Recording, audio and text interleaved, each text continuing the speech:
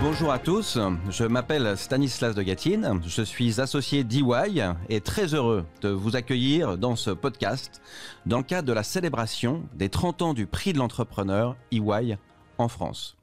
Cette série a pour objectif de mettre en lumière des lauréats du prix, leur parcours exceptionnel, leur entreprise, afin de mieux comprendre comment sont nées, comment se construisent et se développent les plus belles histoires entrepreneuriales françaises.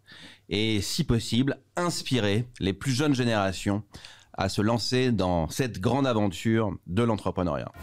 Pour en parler avec nous, j'ai le grand plaisir et le privilège d'accueillir Franck Zal, président, directeur général, fondateur, directeur scientifique d'Emarina, entreprise de biotechnologie, qui grâce à sa découverte d'une molécule super oxygénante dans le verre arénicole, ambitionne de révolutionner des pans entiers de la médecine et notamment les greffes d'organes. Franck Zal a été élu Start-up de l'année en 2018. Bonjour Franck. Bonjour Stanislas, je suis vraiment très heureux d'être avec vous ce matin dans cette tour EY et donc merci pour votre invitation. Et merci de votre présence à nos côtés. Alors Franck, ce matin nous sommes en train de célébrer les 30 ans du prix de l'entrepreneur et la première question qui me vient à l'esprit, c'est que faisiez-vous, qui étiez-vous il y a 30 ans ? Ouh là là, il y a 30 ans, j'étais probablement étudiant en postdoc aux États-Unis, en train de m'intéresser à la biologie marine, peut-être à marcher sur les plages en Bretagne pour travailler et identifier en fait le ver qui a donné en fait la création des marinas. Donc marcher sur une plage avec mes bottes, ma fourche, un seau et juste observer la nature. Et vous intégrez le CNRS en quelle année ? Alors j'intègre le CNRS qui était mon rêve, de faire de la recherche dans la fonction publique, dans cette grande institution qu'est le CNRS en 1999. Donc j'ai orienté mon parcours dans la biologie marine pour arriver à mes fins, c'est-à-dire en fait faire de la recherche en biologie marine. Donc en 99, j'arrive à la station biologique de Roscoff en Bretagne pour effectuer mes travaux de recherche. Alors, cette recherche, elle avance. Vous étiez au CNRS, chercheur. Vous avez parcouru aussi les océans avec le commandant Cousteau. Alors, j'ai pas parcouru les océans avec le commandant Cousteau, mais le commandant Cousteau était l'un de mon mentor que j'ai eu la chance de rencontrer, qui m'a fait ma feuille de route. En fait, il y a très très longtemps, quand j'étais encore étudiant, je l'ai rencontré, je lui ai demandé naïvement comment on fait pour être le commandant Cousteau. Et il m'a fait ma feuille de route en disant, si vous voulez être le commandant Cousteau, il faudrait faire de l'océanographie.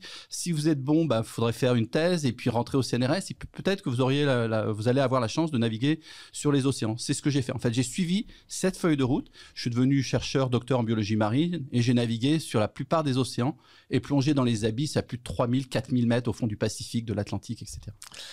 Et alors, que se passe-t-il il y a 15 ans ? Vous décidez de basculer du monde de la recherche scientifique publique à l'entrepreneuriat. Comment un tel choix a-t-il été possible ? Quelles étaient vos motivations ? Alors, je pense que la première des motivations, ça a été la frustration. C'est-à-dire que quand on est chercheur, en fait, on est très focalisé, on est un peu égocentrique, on travaille sur un thème de recherche qu'on est quasiment le seul à connaître dans le monde. Et quand on m'a dit en fait, j'avais découvert cette molécule et potentiellement les applications qui allaient derrière cette molécule, on m'a dit non, toi, tu restes à ta place, t'es chercheur et puis tu restes en fait dans ton laboratoire. Et s'il y a quelque chose que tu as découvert, on le donnera à un industriel. Et j'ai trouvé cette réponse tellement frustrante, je crois qu'on avait planté la graine de la frustration. Et puis je me suis dit, non, je vais le faire. Et donc en 2007, comme vous l'avez dit, en fait, je quitte le CNRS, je démissionne de la fonction publique. C'était pas la meilleure période, souvenez-vous, 2007, la crise des subprimes et j'en passe, pour me lancer dans l'entreprise. Dans l'entrepreneuriat, j'y connaissais absolument rien, j'ai tout appris sur le terrain. Et alors aujourd'hui, on en est où d'Emarina Est-ce que vous pouvez nous décrire en quelques mots aussi la molécule et puis ses applications concrètes ? Alors, la molécule que l'on a trouvée chez ce ver marin, c'est l'ancêtre de nos globules rouges, l'ancêtre de nos hémoglobines. La vie sur Terre, la vie en fait aérobie, a besoin de ce qu'on appelle des transporteurs d'oxygène. De votre sang, on a tous du sang qui circule dans nos veines et nos artères. C'est ce qui nous permet de vivre et respirer. Chez ce ver marin, j'ai trouvé l'ancêtre de toute cette molécule qui est capable en fait d'apporter ce métabolisme aérobie. Maintenant, ce qu'on développe dans Emarina à partir de cette découverte, on développe une plateforme technologique. Une fois qu'on a compris que cette molécule était au centre de la vie, on développe des applications qui vont oxygéner différents niveaux du vivant, que ça soit une cellule, un tissu, un organe ou un organisme dans sa totalité. Et donc, à partir de ce concept, on fait des produits pour la greffe d'organes, pour la cicatrisation, pour les produits dentaires, pour la transfusion sanguine. Donc, c'est vraiment une application en fait complètement universelle. Et aujourd'hui, ce qui est intéressant, c'est que cette technologie diffuse comme une tache d'huile dans le monde entier. Juste pour vous donner une idée, c'est incroyable. Depuis le début de l'année, il y a plus de 17 papiers scientifiques qui sont parus en dehors de nous, en dehors des marinas, en dehors en fait des personnes qui ont découvert cette technologie. Les gens s'approprient cette technologie et je pense qu'on est vraiment à l'aube d'un grand succès en fait sur cette technologie puisque finalement maintenant elle nous échappe complètement. Alors pour bien illustrer, pour tous ceux qui nous écoutent, par exemple sur la greffe d'organes, cette technologie, qu'est-ce qu'elle permet ? Alors la greffe d'organes, il faut déjà rappeler que c'est un problème de santé publique.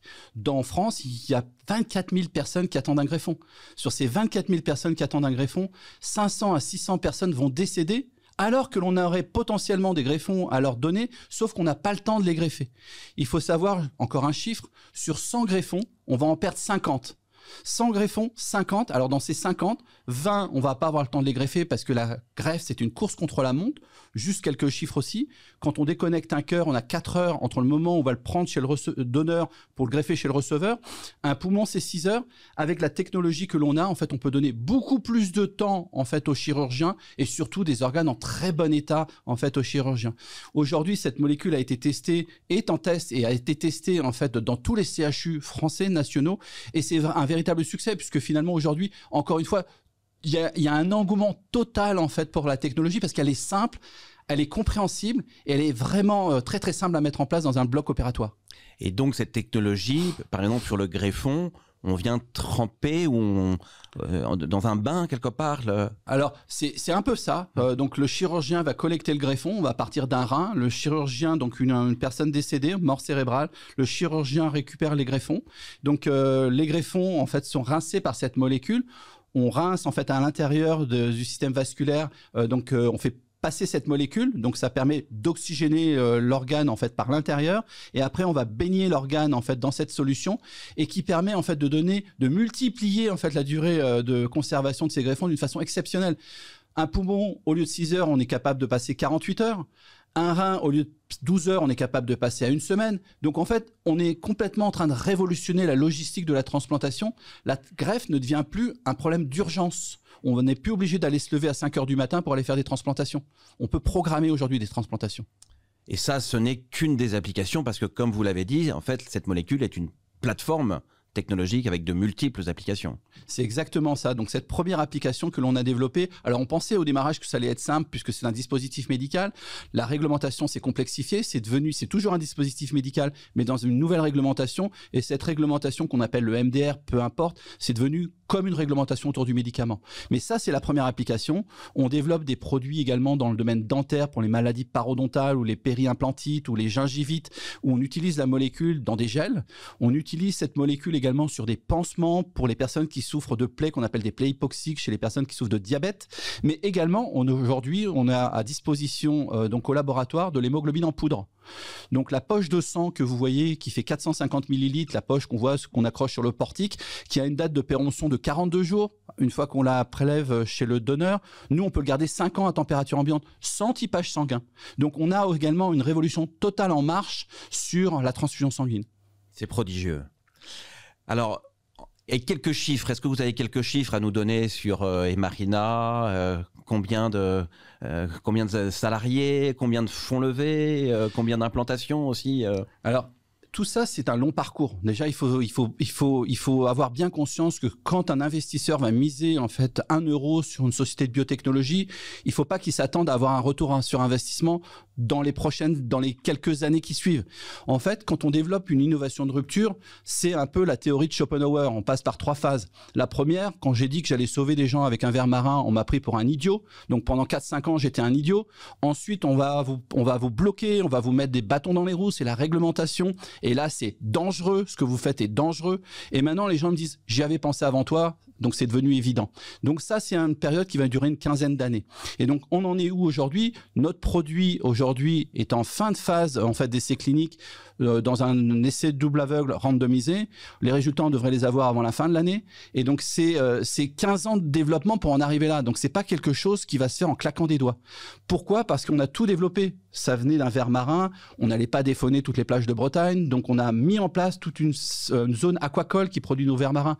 On a développé, en fait, notre industrie extraire ces molécules dans les conditions pharmaceutiques, les essais cliniques, etc. Donc, pour revenir à quelques chiffres, Emarina, c'est à peu près 40 personnes. On est localisé sur 3 sites, Morlaix, Noirmoutier, Boston. Et en fait, Emarina a levé une quarantaine de millions d'euros. Je voudrais rajouter, c'est très très peu pour en arriver jusqu'où on est né aujourd'hui. Parce que donc là, il y a une quarantaine de personnes, une innovation de rupture, une plateforme technologique. Et alors demain, sur les 15 prochaines années, c'est quoi le futur d'Emarina? Alors là, on est vraiment encore une fois à un tournant. Donc aujourd'hui, on attire de plus en plus. Donc il y a plusieurs voies qui sont mises sur la table. Alors, comme toute société de biotechnologie, d'avoir en fait une perspective, une vision. Bien sûr qu'on a une vision. La vision, nous, c'est de sauver des vies dans le monde entier. Mais comment on y arrive? Est-ce que 30 personnes peuvent sauver des vies ou 40 personnes peuvent sauver des vies dans le monde entier? Je le crois pas. En tout cas, je pense pas que ça soit possible en fait à notre époque. C'était peut-être possible à l'époque des pionniers, des big pharma au démarrage. Aujourd'hui, je pense qu'il y a plusieurs voies. La voie de l'adossement à une société pharmaceutique. On a des contacts très très avancés en fait sur ce domaine-là. La voie de la cotation pour continuer l'aventure donc d'une autre façon, donc de développer l'industrialisation, etc. en propre. Et puis de plus en plus, en fait, donc ça peut être sur un marché européen. Nous, on privilégie principalement le marché aux États-Unis, américains. Les valeurs n'ont rien à voir. Ou ça peut être également une intégration, en fait, une acquisition par intégration, en fait, dans une autre société, cotée ou pas. Donc, beaucoup d'objectifs. Et aujourd'hui, de vous dire laquelle j'ai choisi, ça serait mentir. Aujourd'hui, j'ai ces possibilités-là. Je les mets sur la table, je les analyse et on verra. Alors dans ce contexte, comment, et dans le contexte aussi de la guerre pour les talents, comment vous mobilisez vos équipes, comment vous les attirez, comment vous les faites venir à Morlaix, comment vous attirez les... Alors j'aime bien cette question parce qu'on a l'impression que Morlaix c'est au bout du monde où il n'y a rien. Moi je dis toujours à Morlaix, vous savez, il y a un TGV, il y a un fax, il y a des téléphones portables et donc on peut faire venir du monde même à Morlaix.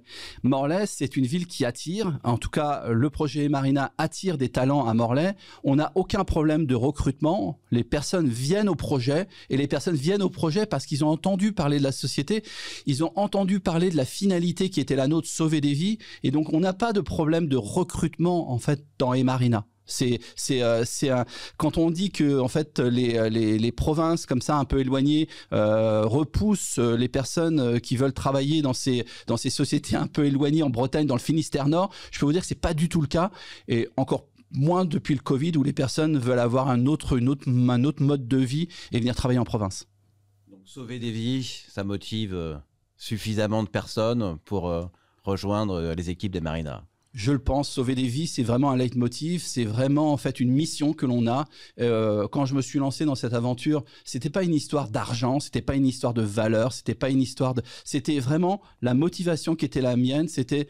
Cette molécule, on l'a trouvée dans un laboratoire de recherche publique. Si je reste là, ça restera dans une publication scientifique ou dans un tiroir du CNRS. Moi, j'ai voulu l'amener dans le bloc opératoire. Et aujourd'hui, quand je vois qu'on a greffé plus de 600 personnes avec cette transplantation, dont certains sont venus me voir avec un grand sourire, avec leur famille autour, je pense que ça méritait de faire cette aventure d'une quinzaine d'années.